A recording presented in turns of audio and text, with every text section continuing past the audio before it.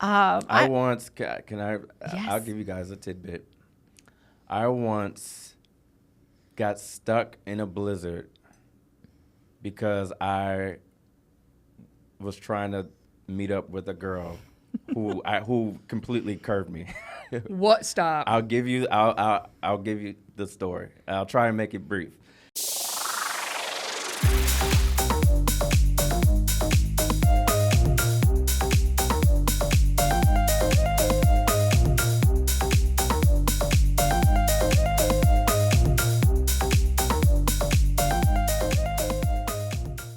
Oh, man. You want to intro us, T? Welcome, everybody, to Two Stand-Up Gals, and we have our first guest on the show. Stand-up pal. Woo, yeah. Stand-up pal. Stand-up Hit male. me with a big pun. Ladies and gentlemen, Charles McBee. Charles Hey. McBee. I'm so honored. Woo! We had to have a homie on the show. Yeah. I feel like homies only. I feel like that's going to be the rule for the pod. Yeah. No fake friends. Congratulations on the show. I Thank feel you. like when you guys come together to do a podcast, it's almost like finding out two of your friends are dating, and you're like, oh yeah, that makes sense. I'm so happy. Thank you.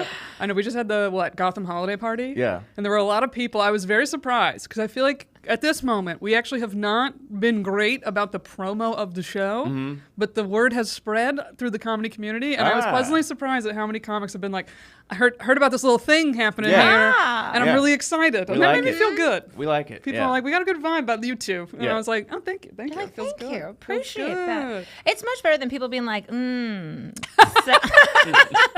Right. oh. Like, oh, okay. That's right. that's what's going on. That's Oh, interesting. Yeah. Little infectious. Well, yes. I Little love the infectious. jean jacket. Thank you. Charles. Look I at was Charles. telling Erica, I watched you guys' clip from the last episode, and so I was like looking at the decor and saying, okay, what can I wear? What can I not wear? I don't want to blend into anything. I want to make sure my appearance is okay for you guys. Yeah, looks step great. it up, Charles. And and I was like, and they, they don't come dressed as comics. Comics, we are not known for looking our No. best. We show up to work in a hoodie and lean on the wall. So I Listen. was like, these gals are classy. Let me, put a tried. be a grown up. I feel like that's a man thing to show up in a hoodie on stage. That is Yeah. like a male comic thing. There No, are it's some also a women female who comic. do that. There's some bummy females No, comics there's out there too. I'd They're- say it's a they're- comedian majority. If I showed up in a hoodie, you all would be like, what No, happened? yeah, T? because it's If I- you. Yeah, that's you. You'd be like, wow, are you sick? What's going on? Well, okay, even when you first started comedy, did you really not feel a pressure to be a part of the comedy world and be a little grungy in that way? I did. No, the only thing I did was carry a backpack everywhere. Oh, that well, was yeah. my big thing. No, I had a tight black shirt I would wear a lot on stage. That was Yes. mine. And I don't know, I always had my makeup. I would wear dresses to my open mic. Where you That guys, is rare. Yeah, that would. That is Charles rare. would substitute for me sometimes Yeah. when I wasn't there. But you've always been you've had the hostess with the mostest vibe. So I feel like it carries over to just how you present yourself overall. Thank Just you, Charles. Just show up just like, yes, you're coming into my home and I will host you all. See, I partly did it to try to repel getting hit on by male comics. To be like, I'm not here to be sexy. I'm here to work. I'm here to be taken seriously. Damn it.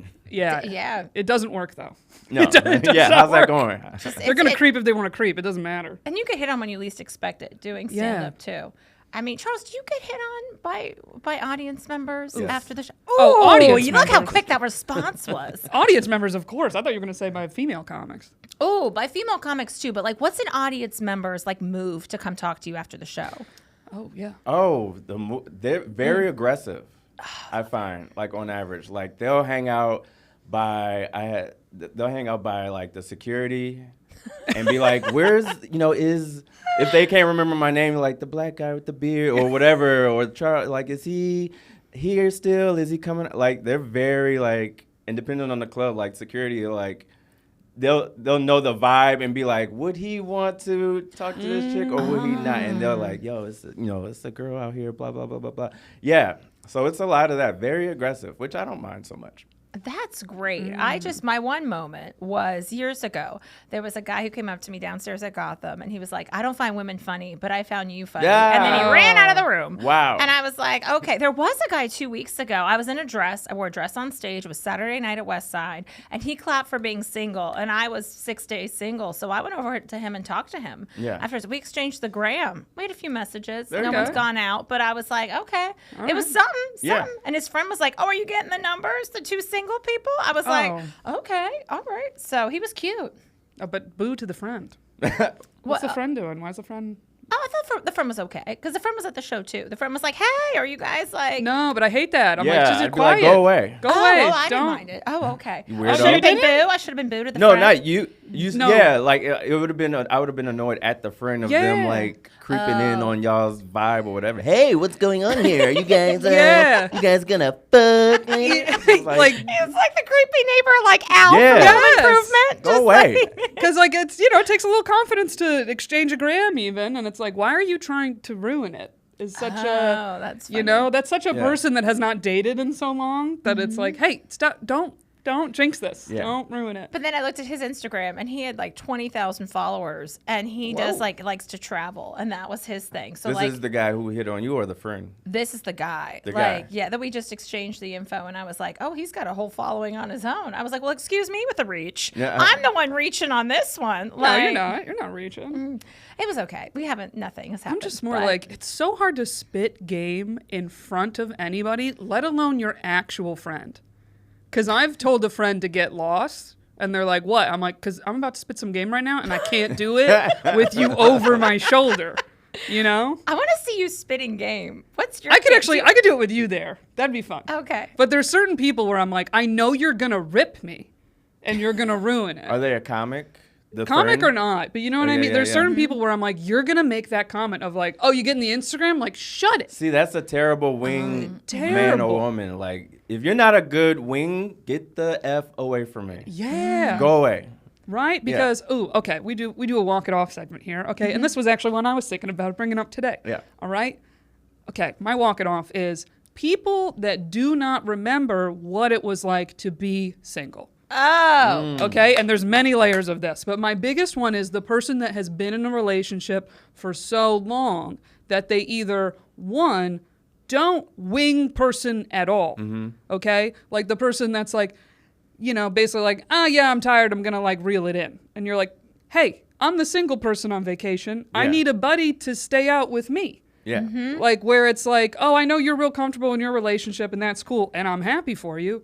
But like now this vacation sucks because you're the person I came with and like suck it up a little bit and stay out till 10 p.m. please. Yeah. You know, you're like, not really fun. You're not being a fun person to kick it with. And you're forgetting like, hey, this really isn't great for me to like have opportunities now to meet people and be at the bar if now my buddy is just like going home. Yeah. Yeah. Like Have an moments like espresso. those. Yep, have an Yeah. espresso, get back in the game, get a Red Bull, stay out for the team. Right. That But is true. Go is ahead, this Charles. why when people get married and or have families or whatever the case, there is kind of this like separation of church and state of just like, look, you got your life now, I got my life now. When we see each other, it's great, but we're probably not going to vacation together as much because we have completely different lives and we're not going to vibe. Our conversations are going to be different, and it's just like it's going to be like a different thing. You start meeting up every once in a while now to catch up, but there's no more intertwining like there was before.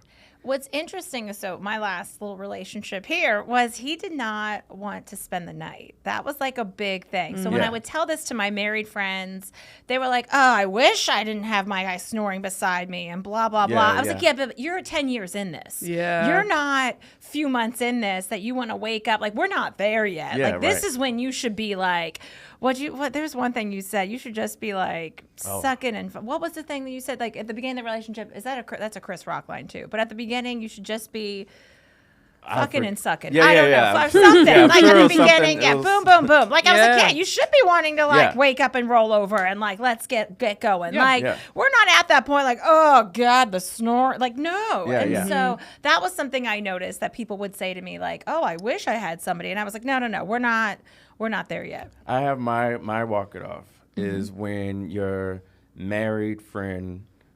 Usually, guys don't do this. It's usually my girl married friends. The second they find out that I'm single again, they immediately try to hook me up with one of like their friends. I'm like, no. Like, I don't want to. No, I don't want. I don't want you hooking me up with anybody. I didn't ask you to hook me up with anybody. I don't know this person. I don't care who you think I'd be, who's good for me. And no. I was at my homegirl's. I don't think was it a birthday party? It might have been a birthday party. And I'm showing up for her birthday party. I'm like, hey, blah, blah, blah. I'm here for your birthday. And immediately she's like, hey, this is so, and it was so obvious. Hey, this is so-and-so. So-and-so meets so-and-so. He's a writer on TV. And she's a doctor. And I was like, oh, my God. And now we're, like, forced to be in this conversation that's clearly constructed for a reason.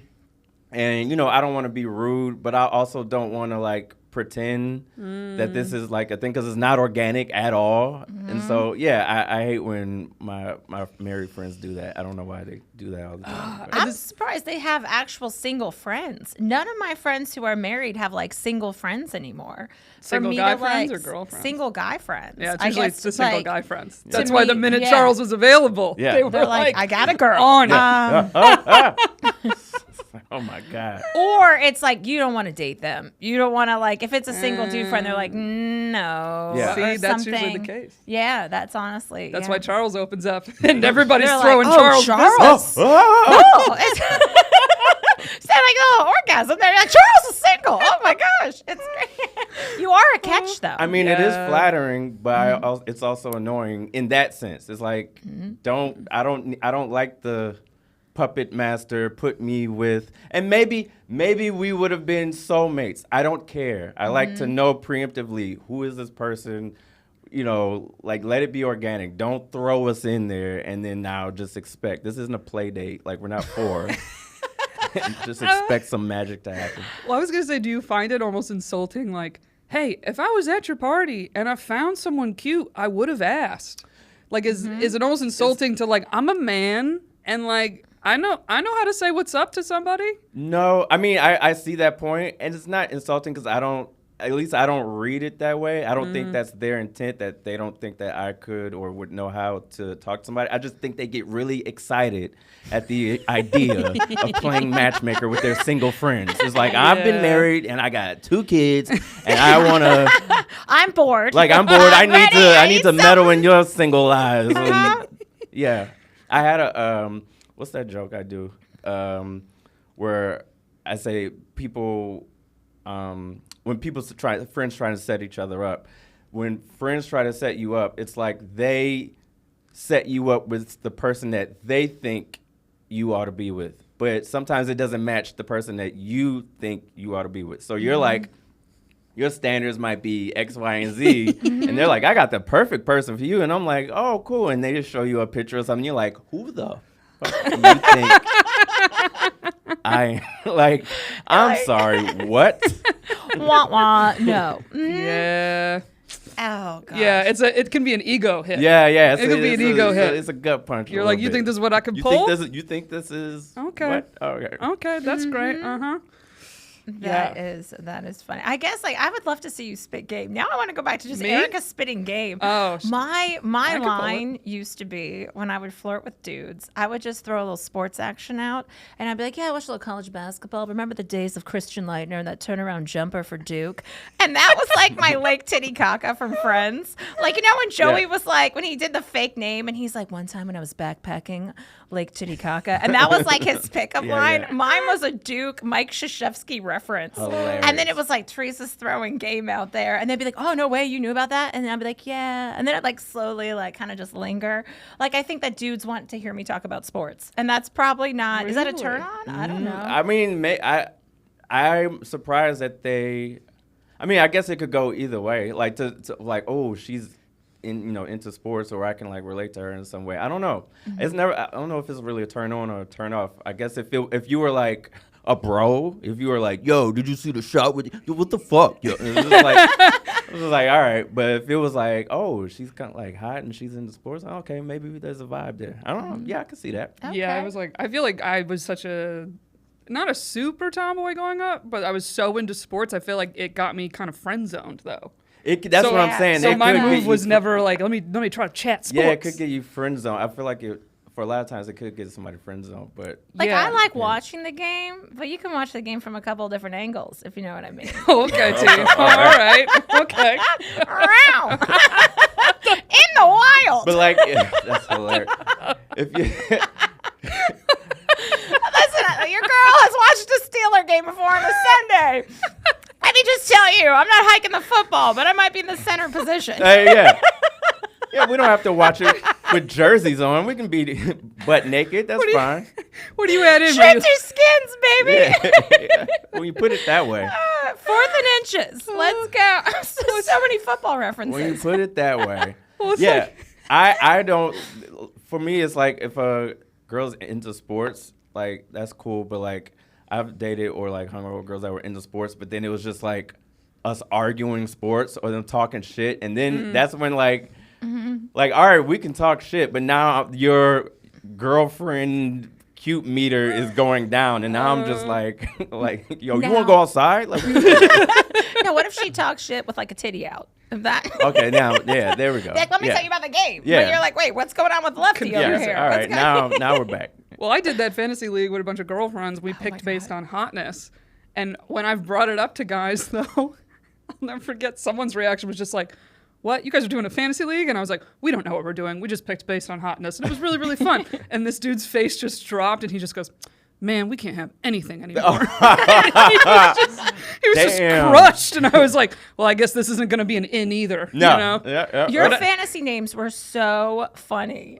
I thought that'd be a fun conversation to have. He's like, no, we take this very seriously, Yeah. and you Jaden all are Hurts. ruining it with your girly antics here. Yeah. Jaden hurts my pussy. I mean, that's hilarious. Yeah. Like, or whatever. We're getting sexy on But this podcast. I did today, learn Charles. a lot of players' names. I was more keyed into football than I've ever been before, and it just was offending dudes left and right. And I was like, I won the league, and they looked at my team. They're You like, won the league? I won my league, Oh, but I that's only big. ended up winning because all my hot picks kept getting taken. So then I ended up picking better players in a panic because like all my rounds, I'd be like, well, someone took my hot running back, and then I'd be scrambling to be like, my 7th hottest running back ended up being a better player, but I had no fucking idea while I was picking. Hilarious. But our draft was done in less than an hour. They're And- like, stop sexualizing us, please. yeah, I know. I don't understand why you have to. I know. I've been sexualizing the coaches. That's I my mean, thing. the Like, coaches are there's some fine as hot hell. coaches, and they are like Ohio. I like your Cleveland Browns.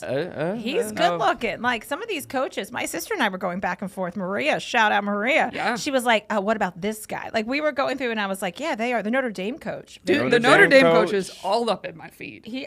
I saw this TikTok today that this woman was like, how does he only have 5 kids? If I was his wife. That's why I like have more Robert than Saleh. He had 7 kids, and I was like, ooh, the Jets coach. I was like, hello.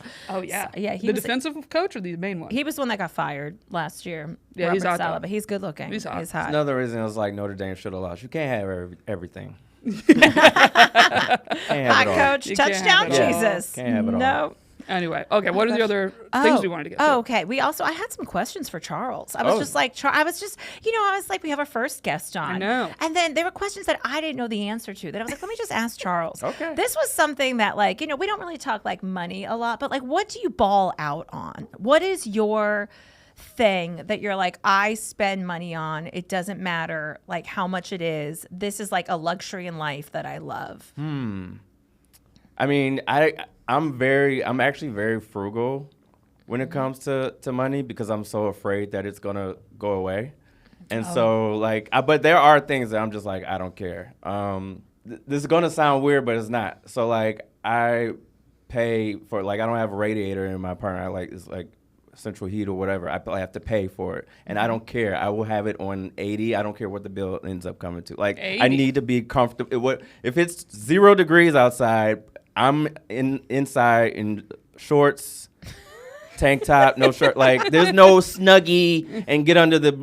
No, I don't care. I want to be comfortable, whatever it is. If the AC is on, if it's summertime, I want to be comfortable. So like stuff like that. But that's like grown up stuff. It is 15 degrees out. Charles's apartment is a Russian bathhouse. Yeah, I'm in there like. Yeah, buddy, let it all hang. It's a sauna in there. I love it. Let's go. Like, truly, what is the AC, like, temperature at? Temperature, to be comfortable, 7, in these, like, where we are now, how cold it's been, like, 75, 70. Oh, okay, you're a true 75. Yeah. Okay, yeah, you like it warm. Yeah, warm. I like warm. But then in the summertime, what's your AC on? Summertime, AC's, like, 60... It's not super cold, but like 68, 67, somewhere around there. Depends. I think this is a true compatibility question. In Oh, that's relationships. interesting. Oh, yeah. 75 is too hot for me. That's too hot for me. No. I'm sorry, Charles. Yeah.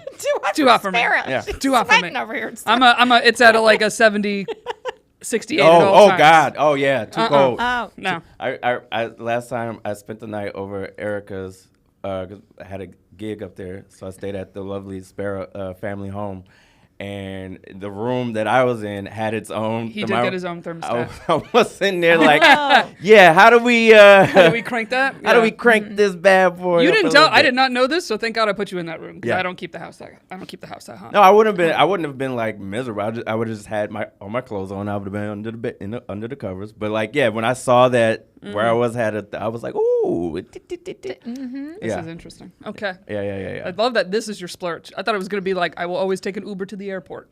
Not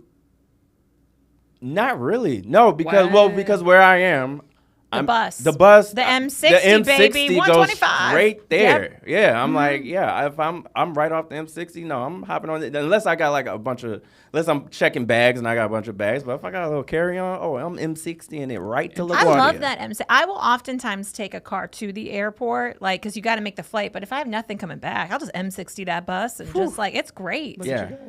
Look at us with the M60. Right there. Yes. This actually is a good money saving technique, though. As they say, you're gonna spend on what you spend on. Yeah. When you try to cut on those things, it doesn't work. Yeah, I'm more so, and not to like I'm just more so like I like to be able to. Okay, so if there's someone else, I'm spending it on other people, and I don't care and I don't think about it. When I'm spending on me, I'm like, that's when I'm crunching numbers and like, oh, do I need this one? But when I'm spending on somebody else, I'm not like stingy Benji over here. Like if it's a date or if it's like somebody in my family or somebody needs something or whatever, it's just like, here, take it. So that's kind of like where I guess, I don't know. None of this is sexy though. I'm trying to think of like, I don't buy like crazy things. I don't spend money on like wild stuff. But it took me so long to get it that I'm just like, I don't want it to go away. And it's New York, so everything is expensive. So I'm just like. I'm the same way with that though. Like I think I spend most of my money on coffee. Like, I'll be honest, like, even today when I got a coffee, I was like, just, it's a coffee. You need it. Like, just pay for it and, like, keep it moving. But honestly, most men, I do wonder what the fuck do they spend their money on. I feel like it's food for most guys. Like, that's the thing that they don't think. Where they're just like, I'm hungry, I eat. Yeah. A lot of guys are not clothing and, they're not buying makeup and shit. Like, Yeah. they really don't have a hobby. Like, they're not into that much stuff. No. Food, like... Yeah, groceries. I mean, I'll have it delivered for the most part because it's New York, and I'm not you get your trying to walk delivered. 6 miles for like groceries, so I'll have it delivered. Yeah. But I'm like, if you like made it big and money was no object, what would be your like crazy purchase that you made? Do you even know what it would be? I don't even know what it would be because I'm like, I feel like whether you had, because even the money that I have now, I'm basically the same guy I was before I had it. So no matter how much more money I get, I'm probably going to be thinking, will I buy like a home or would I, or... That's what I mean though, other than like, let's say you buy a house. Okay, I'll buy a like house. Essential things. Is there even like a dream car, a dream vacation? No. Or is it not even coming to you? No, because I travel, so I go on vacation. Like, all that stuff like I do. I feel like those things, you don't need to be a millionaire to do. Like, I'll go on vacation. The dream car, I'll probably have a nice whip, like maybe a BMW or something. Like, but like even that's not even like crazy. That's not crazy. Like, I don't want a Rolls Royce. I don't want a Bentley. I don't want a Bentley. For what? Why? For what? What did it get? You see what it got P. Diddy? No, thank you. I don't want any of that crap. I just want like a nice, something. I also like, I grew up, middle class, well, not rich, but like, just a middle class, whatever. So I never lacked for anything, but I never really wanted for anything either. It was just like, I'm used to, certain things about basically how I grew up. We had nice cars, or we had a nice home in a nice neighborhood. It was just like, so I would just copy that. It'd just be like, oh, a nice crib somewhere, nice car, whatever, blah, blah, blah. Make sure my family's straight. Like, all of it would just be like making sure like the people around me are good.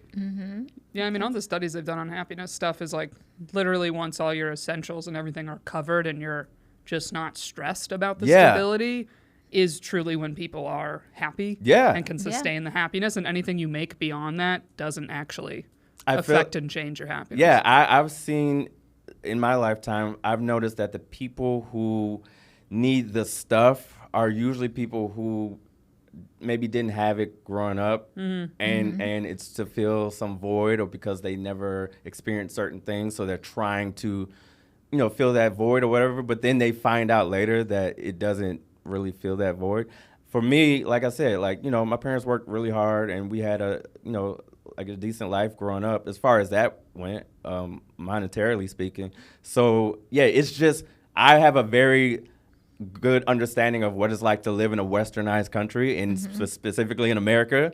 And I'm like, I need medical coverage. I need to be able to make sure that people that I love can have any medical needs met, that we're all fed, that we all live, in nice places, or safe, clean, nice environments.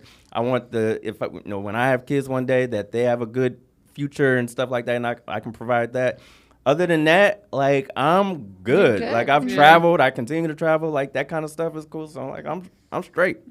Charles has a podcast called Are We Old with Mike Fenoya, which I love. And it's such a great name, Are We Old? But you go back and you talk about a lot of stuff, like nostalgic stuff, on your podcast. And so, like, when you're talking about growing up, because I was like, oh, yeah, we got Ohio here, we got Binghamton, we got Pennsylvania. We've got a lot of just, like, kind of down-to-earth, normal people salt of the here on the couch. Very humble town. Yeah, we are. This is very, we're like, very Sheets? chill. Yeah, who's going to Sheets? Do you have Sheets? And, I don't, Oh, that's a Pennsylvania thing.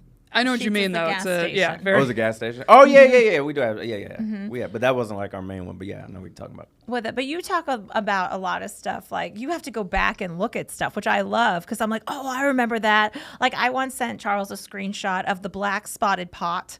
That is like when your mom was cooking a pot roast, and it was like the pot came out and you had to post about it. And I was at like the thrift store, Housing Works here in the city, and I saw the pot and I was like, Charles, and I screenshotted it and sent it to you. That's one thing that I miss is a pot roast.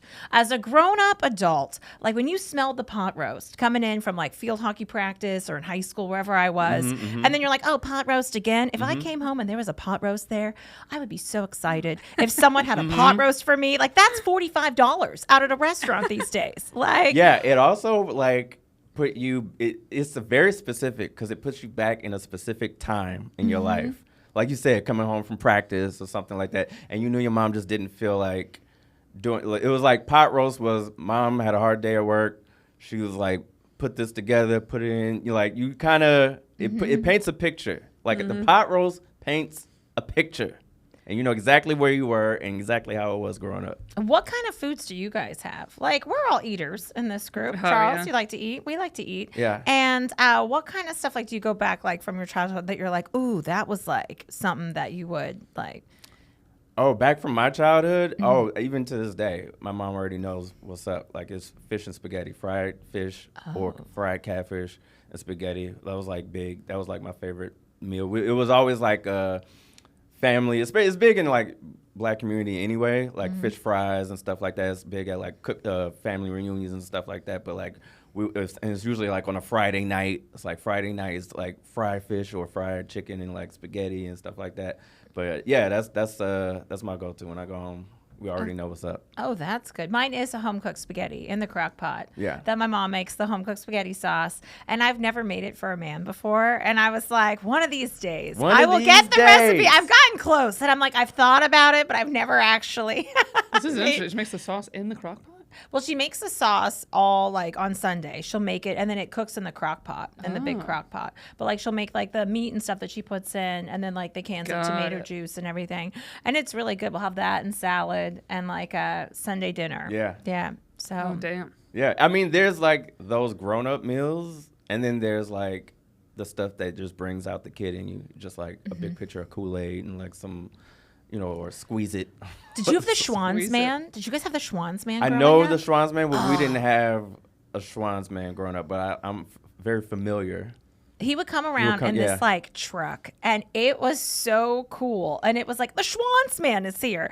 And I guess you put your order right there, and then he'd give you the push-up pops or like the frozen pizzas. They were good frozen pizzas too, individual pizzas, or like pretzels, and then you'd heat them up, and you're like, oh, the Schwan's man. Yeah, ours was just like, when it came to ice cream, ours was just like standard ice cream truck. Ice cream! The ice cream man would come around. You would hear that song from like 3 blocks down. Oh, even now when it gets warm out, I'm like, oh, the Mr. Softy trucks are back. Like, I get so excited in the city, and I'm like, I got to get my seasonal Softy, my Mr. Softy trucks. I'm like, it's time for my Softy. That sounds like something else, but yeah, it does. I was like, am I going to be mature right now? We can go there. I know. I was like, some of this is before my time. Oh, this is before Erica's time. Oh, sorry, Erica. Some of it, I'm Excuse sorry. me. Some of it, I'm The old sorry. folks are talking here. Oh. Go sit at the children's table, Erica. I'm sorry. I bet you don't remember sorry. Hills. You don't remember Hills. No, she really doesn't. You know, and I was like, literal hills is what my brain went. Yeah, What the fuck the is hills are alive. What's going on? What the fuck is hills? You know what It was Hills a is, department it's a store back in the day. Yeah, I do not know. I remember Kaufman's. That one died. Bonton, rest in peace. Kmart. I do remember Bonton. I had to tell you what Kathy Ireland was because you didn't know who Kathy Ireland.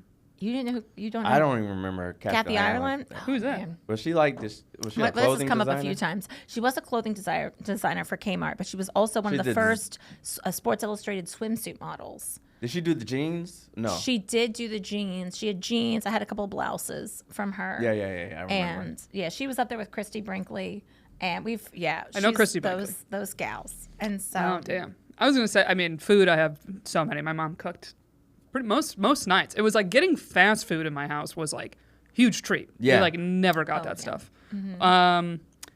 For me in general, if I had to go, like one of my biggest nostalgic things that make me think of like coming home was actually when I was very young and coming home, and I was big into watching like VH1, MTV when it was the actual music video time. Of course. Or the Box channel. The Box. The Box channel always played music videos, and I miss the days of music videos actually being a thing. Yeah. Now nobody puts money into it anymore because nobody watches them anymore. Yeah. And I would never forget when it was like a new hit song, what the video was, and it's like I've burned in my memory all of those songs. It was appointment TV back then because you had to, the only places you could watch them were on TV. So now it's like on YouTube. So we kind of was just like, why am I going to like wait and watch this music video when I can just see it on YouTube? But yeah, back then it was just like, my video's on. Yeah. And the Box, calling in. People would call in to order the video. It was like 99 cents or something like that. I don't know the Box. The That's Box new. was like The Box something channel. else. What was that? We didn't have the People Box. called in and ordered their favorite music video, and then you would wait. There would be a number you would call, and you have to put a code in for the video. It's like, you want to see such and such, this is the code. You want to see such and such, this is the code. So you kind of hoped that people would order your video so that you wouldn't have to be the one calling in and paying for a music video. But it was just like, Well, a few things. First of all, I hate to humble brag, but I was a bubble on TRL. That was big. I was 19. I got a really bad haircut, so my hair was like short and red. And I waited in line. I was in the theater program at HAC, Harrisburg Area Community College. Shout out. And we had a bus trip here. And I waited all day outside in Times Square, 1515. 1515. That's crazy. And the Viacom building, unless I sold it. But I waited, I got on, and I was like, I'm Teresa. I love the Dream Girls because they've got rhythm, sex appeal, and they know how to work it. Oh! And then I screamed, and it was amazing. You know what? chances are we probably watched you in real time. I probably saw you. And it was like, because they put all like the hot girls behind Carson Daly, so they would get full camera, and I was like, I'm gonna be a bubble. I'm gonna sell it. I got this, and I was. But then this is before cell phones, so I had to get a hold of like my mom to tell her to VHS it, and she did. I have it somewhere, and so it's recorded because it wasn't. I mean, this is 2000. Yeah. So and so I mean, crazy, but But that was like the only window we got to any celebrities. There was no social media, right? And also the only window was that or radio. Like if you wanted to hear the songs you wanted to hear, you had to like wait and hope or request music. Like it was just such a different time. Kids today. Then you had Napster. I remember people calling into the radio station to request a song. Mm-hmm. Yeah. Call the request line. Did you it's ever? request line. Did you ever get on the radio? Yeah. That was such a wild. I remember being at sleepovers, staying up late, trying to get on the radio, and succeeding one time, freaking out. Yeah. Everybody freaking out. And I remember one time, one of our friends left the sleepover. She wasn't staying the night. And on the way home with her mom, she heard us get on, and she was like so jealous and mad because she was like, "You made me leave. You didn't leave me stay the night." And they got on the radio. We were freaking out, and we also pretended to be someone else because we weren't allowed to be calling the radio, which is I don't know why. But like, what a core memory! Yeah. What a core memory. This okay. I don't know if I should burst the bubble, but since we're comics, Do like all those War of the Roses, all those radio things, they're all fake.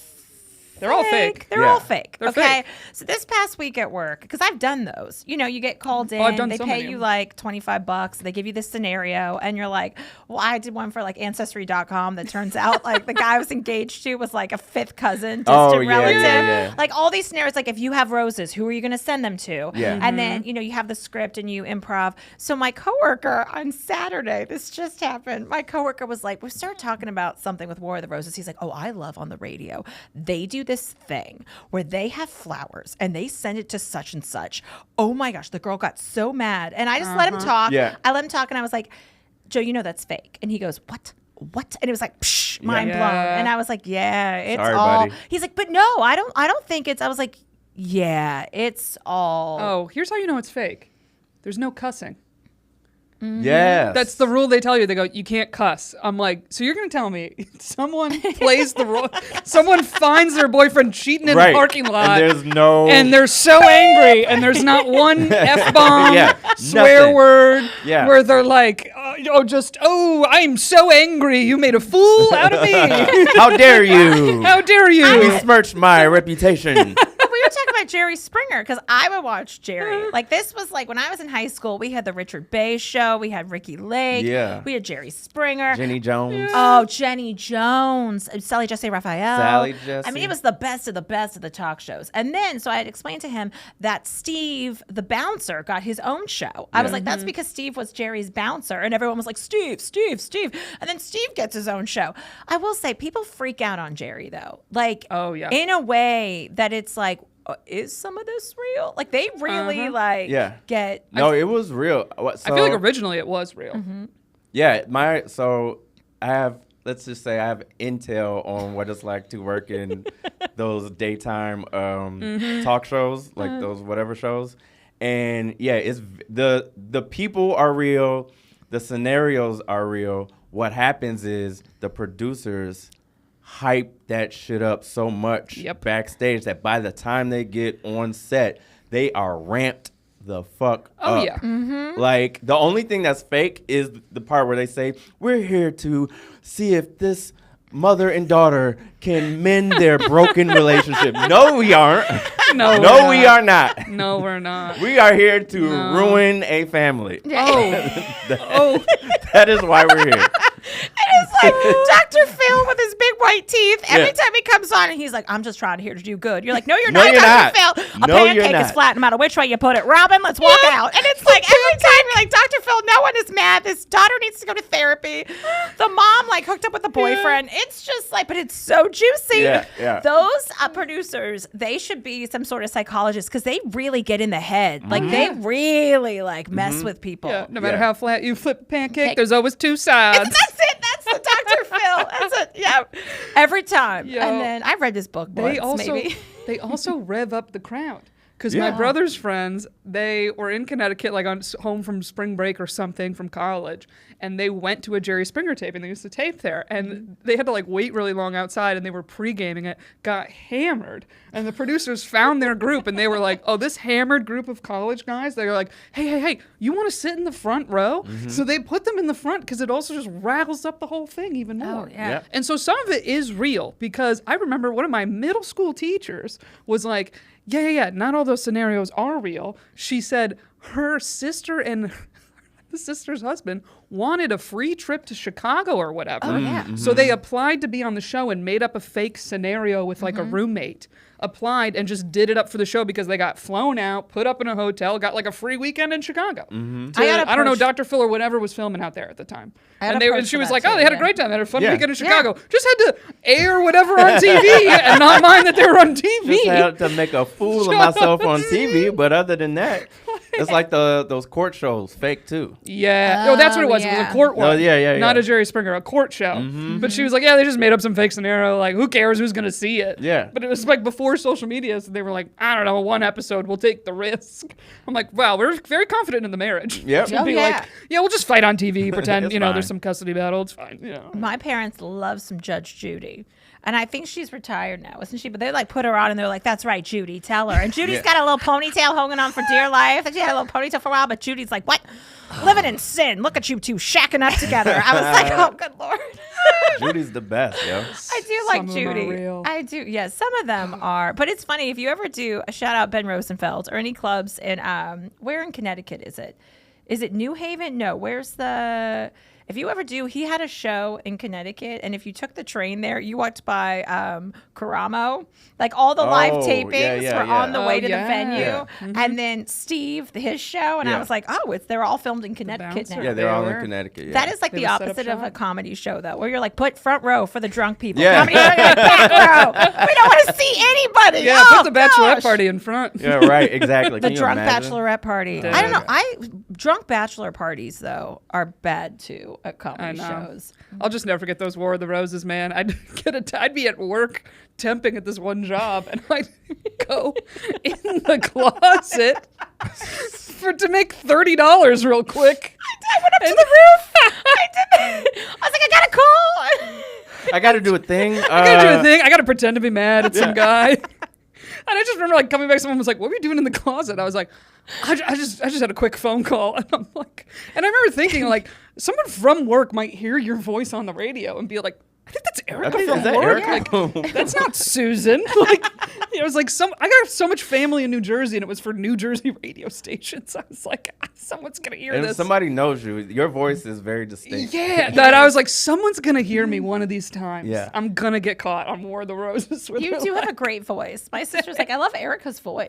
I love her voice on the pod. But I just remember being like, man, I hope there's a day I don't need to be making this $30. But it Oh, counts. God, yeah. It Like- counts. And then when you don't get the check, you're like, I've been waiting for that $25. Yeah, like, that what's I gotta going on get. here? What- That is a salad and a half from Chopped. But the funniest is you're on the phone and the other guy's voice comes in and you're like, oh shit, Charles? Like this part of your brain that's like, And the radio people really sound like radio people. They're like, hey, thank you for coming in the morning. We got the thing. And that's just very... I miss listening to the radio on the way to school where you're like 2-hour delay, no morning kindergarten. Like, I miss those times where you're like, where's my school? I don't have to go to school. Like, oh, yeah, gosh. those asshole kids just get a text now. Do they get a text? Yeah, They cancel just school for gases. everything. Well, I feel now they like- have to do virtual school. So actually, I don't feel bad for them anymore. Yeah, we found out we had snow days like it was like the NBA draft. We would just be like standing there Yeah. looking at the TV. The just ticker. being like, come on. Come on, Carlisle. Come on, Lucas County. Yeah. And there'd always be that one school that was always fucking canceled. Yeah. And you'd be like, fuck these kids, man. Yep. They don't want a lawsuit. That's it. They're like, they don't want the buses going out. They're like, I don't want. And then you're like, a little snow. Now down south, my sister got flurries canceled all Everything. day. Everything Oh, yeah. done. Yeah, half an inch. Half an Yep. inch, they panic. Yep. They're like, we don't have the equipment. That's They're like, what- we will rebuild. We'll come together as a community. Just like, what? That is the one thing about working at a bar, like as my day job, is that you have to go to work regardless. It's like snowstorm. Well, you got to just leave earlier. You got to open up the bar. Yeah. People are going to come in and drink. You got to show up. Like, True, yeah. honestly, true. Mm-hmm. It People is. get stir crazy. And they're like, I'm coming out. Yeah. And yeah. Especially like New York, because New York is such a walkable city, like people, it'll be like a blizzard or whatever. And it's like, I don't give a fuck. I'm gonna walk 6 blocks up here to, like, it's not as daunting. I feel like in New York as it is outside of New York, where you're like, I have to drive to such and such or like do this or that. The roads are skiddy. Yeah, the skiddy roads. Oh, the skiddy roads freak me out. Yeah. They No, do. yeah, Where you're is. like, we're sliding. Meanwhile, I'm like, I just don't want to fall on my butt. That's my only thing when I'm walking. I'm like, oh no. I once, can I, Yes. I'll give you guys a tidbit. I once got stuck in a blizzard because I was trying to meet up with a girl who completely curved me. What? Stop. I'll give you the story. I'll try and make it brief. So, I was living in the Bronx at the time, like way up, 225th Street, way up. This is a long time ago in comedy. And it was a girl, she was doing a show. It's so long ago, I don't even mind saying that she did comedy or does comedy. I'm shocked this story is in New York City. I in thought you New meant York you were City. driving somewhere. No. Oh, man. She was doing a show, and I think it was like it was either a bringer or it was like early on in comedy. So it was like either a bringer or something where she, needed support or whatever. So I'm like, I'm going to pull up and like, support. Mind you, I'm in the Bronx. Her show was at like 8:00. As I'm leaving my apartment at the time, the news is on. The weatherman is on the screen. This is like, I couldn't write this in Celtics if I wanted to. The weatherman is on the screen. Like, if you're inside, stay there.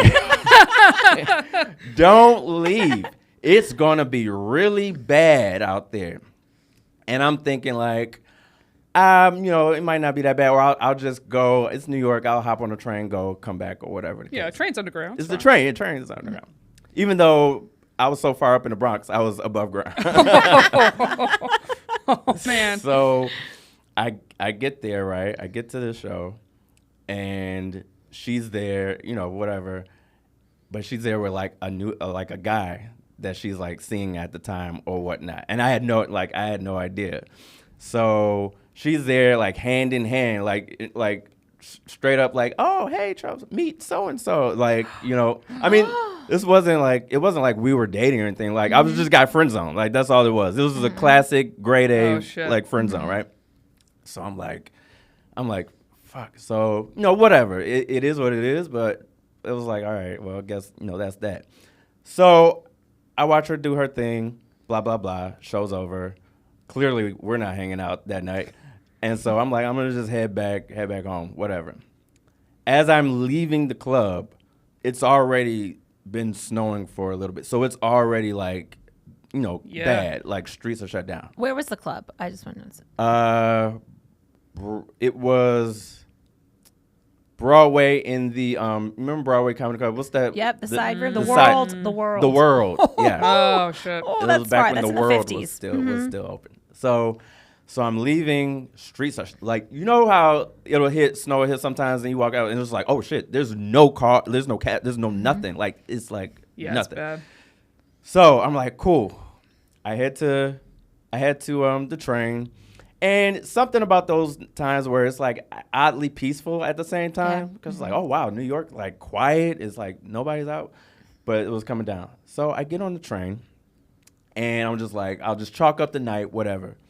Train goes, and at some point, the train stops. Now, every so often we deal with it. It's just like, oh, whatever. The train stops, whatever. It'll go eventually. It did not go. Like, Oh, shit. the train might have stopped for like maybe an hour and a half. And then crawled. When I say crawled, I mean crawled to the Bronx. I might have been on that train for 3 hours, and that's being generous, right? Okay. Here's this. The train I lived off 225th Street was my stop. I was still 15-minute walk from on a nice day. 15-minute walk to get to the train. The train stopped at, I think, 219th. Oof. And I lived on, and my stop was supposed to be 225th. Now, again, on a nice day, I was like, I'd be like, fuck it, I'll walk. It's a pain in the dick, but I'll walk it. On this particular night, after 3 hours, I mean, I went to sleep, woke up, like the whole thing. We get off at 219th. There's no like shuttle bus. You know, sometimes for anybody that's not in New York, the trains will just stop and they'll be like, oh, you have to take a shuttle bus to blah, blah, blah. And a bus. No buses. Figure it out. Oh, God. So I get off at 219th. I mean, it is like, I'll forget how many inches, but it was just like, everything was just buried in snow. So I had to walk from 219th, like, I don't even know, it might have taken 40 minutes because I'm knee deep in snow. Like, this is fresh snow. And also, when it's that far up, New York just says, go fuck yourself. Good luck. Good luck. Yep. There's no snow plows. There's no, like, we're going to salt the streets. Like, it's a very much after the poverty line. Once it gets... I was going to say, after a certain line. The economic, like, Sanders of living. They're just like, y'all figure it out. You brokies figure it out. Yeah, dude. So it's fresh snow up to the knees, and I'm like just stretching Brutal. it. And all I could think of, all this because I would, like, try to go and meet up with a chick that wanted nothing to do with it. Oh, my God. Does she still do stand-up? Yes. Oh, She no. still does. And I'll never. You have to You're tell going to have to us. tell us I'll after. tell you after. Oh, man. I'll tell you after. I felt for you in that one. Oh, man. I'll tell you after. When Will I you, like, tell never again? It was it's one of those quintessential moments that's in my core brain of, like, you jackass. It's just one of those, like, self-embarrassing because it didn't happen in front of the world. It's just one of those in my mind that's just like, wow, that was me. You have a bit, Charles has a bit about Luigi Mangione and pulling down the mask, and you're like, only for a woman. See, it's right. Don't you have a bit about that? Wait, no, that's not my bit. I don't want to not- take. I don't want to take credit for somebody I else's swear bit. you said that. You're like, see, only for a woman. He pulled down his mask. Oh Like, yes, for a wo- that, is no, your I was bit. riffing. Yeah. Oh, that is It big. was my bit. But yeah. it's like, that's what he did. And Yeah. then it's like, but that's what got him caught. Yes, And you're yeah, like, yeah, I yeah. went down there in a snowstorm. Why? Only for a Only woman. For a woman. Like, Only for a just, woman. yep. And then you're like, man, I really shouldn't have gone. When you were telling that story, you're the first person I met in stand-up. We took a class together at the comic strip with D.F. Sweedler, the Swedes, and Charles is the first person I met. And so, yes, you're a solid. I always say that. I was like, Charles is the first person I met in stand-up. look at that. That's when you were taking a lot of classes, I right? was. To make connections. It was such a smart move. Yeah. It was, yeah. It was. I mean, I think it did work out. I wouldn't like advise people to do it, but I I know what think you for mean. me, I was just like, I'm gonna just do this and see how it goes because at the time, where I was living was I was in the Bronx. That was around the time, so it was super cheap where I was staying, and I had a little extra money. I figured I'll invest in this comedy thing in some way. So my strategy but this was also very naive. I was like, well, if I take whoever's teaching the class they must have an end to the club. Maybe if I go through the class, that'll You never be know. my key into getting. No, it isn't. For anybody else, it isn't. But I did make a lot of friends, and it was like great. That's how I met my first couple friends. Yeah. Well, it's So it was crazy. cool. Like from those classes, some people still are doing it, or at least did it for a long time. Yeah. And now they're not. So I first met Sydney Washington and Christiana Jackson. Oh, Were really? in my first couple What classes. class was it? I took a class. It was through Gotham. Okay, Manhattan Mandrinos? Comedy Manhattan School. Comedy School was where I took mine. Oh, and it's okay. the same thing where it's like I had no idea how you start in comedy, and Yeah. even now, like the way I started, I don't even know if that's how people start anymore. Now with like internet stuff. Right. TikTok. They become a sensation. Yeah, I'd be honestly, People are Right. like, how should I start comedy? I'm like, become famous on Become the internet. famous on Yeah. the internet. That's Yeah, how I yeah. would tell you. Do that first, and then maybe do open mics. Right. I don't know, but I'm like, Christiana still does it. Sydney Washington, but Sydney Washington was doing it, and really then wasn't doing it. I kept being like, come to this open mic, and she would never come. And then I remember like 2 or 3 years later, she suddenly started showing up again. Yeah. And I was like, wow, I was shocked when she started showing up. I was like, hey, you're back. You're back. You're I back. love both of those. I know, and now they're Comics as both still women. doing it They're and doing great. well. So I Yeah. was like, hey, look at us. Yep. Huh? We made it out of the Manhattan Comedy School. Yeah, you know? yeah. People don't even make it out of the class. That's the thing. Before the Yeah. class, it's an 8-week class for most of them. They help you with 5 minutes of comedy, stand up. And I was so scared the first time I ever did it. But like after the class, like only like 5 people from the class actually continue the class. Like Yeah. a lot of people are Yeah. just like, nope, I'm like too Yeah. scared. Or Or they just do whatever. it for fun, like You know a bucket what- list thing. You know that back then another reason why I would take so many classes was because they had an incentive that really doesn't work anymore. But back then you weren't. clubs didn't just let comics into the shows to watch the shows. Like you couldn't just be in the room. Now clubs kind of are more a little bit lenient more with that. Yeah. But back then you couldn't. So one of the incentives that would be take this class, and as long as you're in the class, you can watch shows. So that's another reason why I would do it back then. It was just like, oh, I want to be, because I would go to comic strip every single night. I think it was every single night except for like Fridays and Saturdays, because it was too packed. But I would go every night, and I knew like Brian Scott McFadden's act by heart. Like I knew like certain people, it was just like entire acts, because it was just great. And then every so often like somebody would come in, like a Chris Rock or somebody would, and you would just be like, oh my God, why can't I love it so much? Yeah, I would hang at Gotham, and that's how I met you. You were hosting a lot of the shows at the time, and Chloe Hilliard, and she hosted my graduation show. So it was like, okay, then I kind of at least was familiar with you and Chloe, so I was like, okay, cool. And then I started going to your open mic. Like, it's like, you like one by one start meeting people. You're like, okay, they're really doing it. Okay. Yeah, it's definitely a community. You find your tribe. Yeah, you too. Regina DeChico, I think, was our graduation host for our class, if you remember that. I think, that was Regina. And then I remember I was like, oh my God, I want to be friends with her. Oh my gosh, she's so funny. But you killed it in class too. That was the thing. Charles, you were above everybody kind of. Well, I had taken like five classes before I got to that point. I was like literally, I was on a mission. I wasn't like there. Even DF was like, you're not really here like. You know what you're doing for Charles. The class. You're like, what do you just want the free shows? I was like, well, but by then I had taken I'd probably been in it for like a couple years, maybe 3 years. But it was still fun. It was interesting. Yeah, that was. And I think, too, with stand-up, what people don't realize is, like, after you've been doing it a while, you're like, oh, I've known these people for X amount of years. I've watched them, like, a parent pass away, or, like, they've gotten divorced, or they've gotten married, or they have kids. And then you just have, I think, just kind of a love for them as a person. Yeah. Like, you're like, if they're good people. Of course, there's those people that were like, oh, this so-and-so. Right. You know, but, like, I think genuinely. Well, it becomes your family, especially if you move here from somewhere else, and like you don't have necessarily a core group of friends. For most people, they don't necessarily move. A lot of times your work friends. We're each other's work friends, because most of the time you're not necessarily working at a job that you plan on being at forever. You're kind of like, this is my gig, or this is my whatever, until this other thing picks up or whatever. So like we become each other's kind of like work friends and family and such. I always say like comedy is the one thing where like you'll end up becoming friends with people you would never have met otherwise or hung out with otherwise. Like, there's some people I'm just like, there's no way our paths would have ever crossed if it were not for comedy, for better or for worse.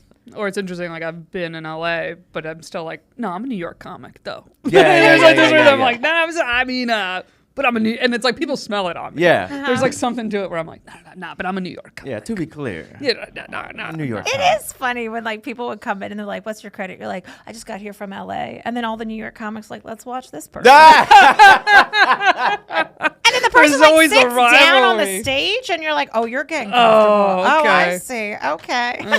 There's always a chip on his shoulder. Listen, there's always a pride. Yeah. There's a Chicago comic pride. There's and you can tell by people's act. You just can. You can't. You really can't. Like there's been a couple times where like I'll be in a room and I maybe not have seen a comic before, and I'll be like, smelling a little LA. And then it'll be like, oh yeah. And that's not me saying they're bad, because LA comics all the time will be like, what's your impression of LA comedy? And I go, you guys are better performers. Yeah. And they're like, thank you. And I'm like, I'm not shitting on you. I'm not shitting on you, because they shit on New York in that way. Yeah. They're like, this is a New York comic, and they imitate us, not moving. 1,000%. 1,000%. And it's not until you kind of take yourself out of it and think about it objectively. Like, there's a ton of things that I can make fun of New York comics for doing, like, all day. Like, our heads can be up our own asses so much sometimes. So, definitely we have our shit that we can definitely get. And I finally got the bring about. Chicago fucking down. Oh, yeah. And I've said it to their faces. I go, here I am. I'm a Chicago comic. This isn't. I'm just talking up here. There's no punchlines, but it is. Here it is right here. I just make it seem like I don't write, and there are no punchlines. I go, ooh, I'm so smooth and cool from Chicago. And they were like, hey, don't tell people the sauce. I go, I know the sauce. I know enough of you. I found out your sauce. I know your fucking sauce. And it's great. And they're fucking great comics. You know what I mean? Like, but they were laughing at me like, hey, when'd you pick up that? I'm like, I know 20 of you. Like, they all start to blend. I was in LA one time and I was at the Belly Room. And I remember Real Battle. Shout out to Real Battle.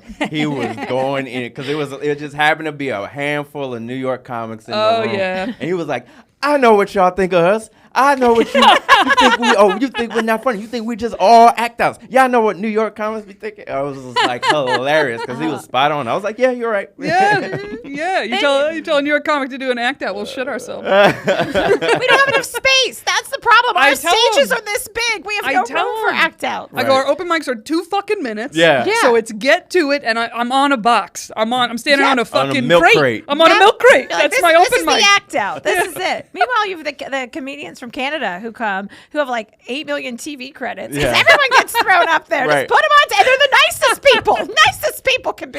They're on time. They shake your hand. You're like, you're amazing. They're all tall. They're very tall as well. And they're just like, you're like, just for laughs 87 times. Right. Oh my God. We've got to land this plane. Sorry. Oh my gosh. This was That's so true, though. It's like, I love both these comics, but like, I knew Alex Pavone before I knew Steph Tolov. Steph Tolov came into town and did my bar show in Brooklyn. She's on stage and immediately 5 comics in the back go, is this Alex Pavone on stage? Like, they had the same fucking voice and they moved the same, and we were like, hold on, time out. And I'm like, yeah, they're both from Toronto. This is... And they're both fucking great. I love both of them, but it was just so funny to be like, oh yeah. Yeah. All of a sudden we had 2 Canadians in the room like, wait a second. Wait like, a minute. When it's not in front of your face, you don't realize it. But now it's the same shit. Oh my gosh, Charles, what do you have coming up that you would like to Charles plug? McBee. Oh, this was so fun, guys. No, we have to have Charles back. We didn't even get to everything we had planned. Yeah, we this just was have a to have you thrill. back. This was a thrill. You can follow me everything at Charles McBee, Instagrams, TikTok. I don't know what the hell's going on, so you follow, don't if follow. It's still I don't around. care.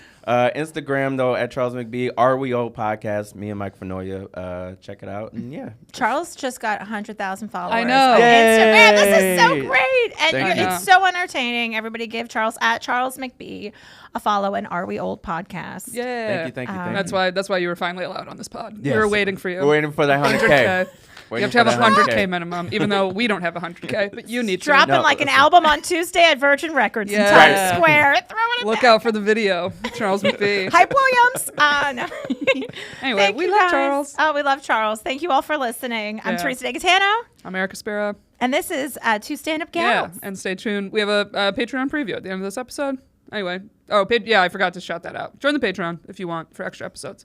And see you all next week. Woo. Bye. Bye. So it's on the forefront of my mind because I was listening to it, and it's the 30-day no contact. You do not contact the person. You do not look at their pictures. I mean, that's hard. The social media is very hard with these days. Yeah, I mean, this is the number one thing I would say after a breakup is like blocking, unfollowing, all that.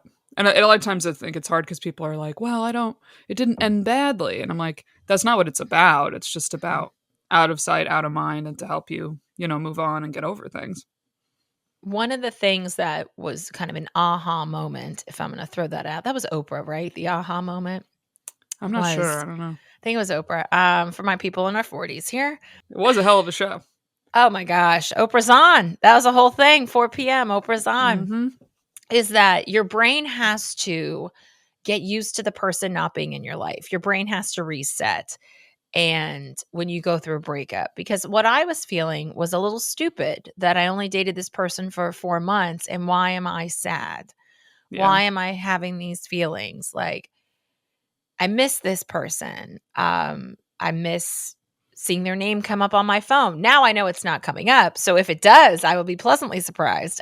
But wanting to reach out. Like I went to see a show a couple weeks ago at a jazz show at the Blue Note. And I wanted to text him about the performer, Aloe Black. I loved it. But I was like, oh, you should listen to him. You would love him. Mm-hmm. I can't do that. Like, and I didn't reach out. And the resetting of your brain was interesting to me, that is a science thing that happens, that you get in sync with this person. I think it's important to remind ourselves of that because we romanticize things. And for me, honestly, in a lot of my relationships, I didn't take the 30-day. And my prior relationship to this past one was off and on for a while. And I never took the time to sit and not talk to that person. I talked to that person when we were broken up. I talked to that person a lot. And until honestly, I met this one, we still communicated about some things. If you'd like to hear the rest of this episode and get extra episodes every week, join the Patreon, which is patreon.com/2standupgals. Or you can also now join from the Apple Podcast app, right from your phone. You'll also get ad-free episodes of the public podcast, in addition to the extra episodes every week. So to join, go to patreon.com/2standupgals.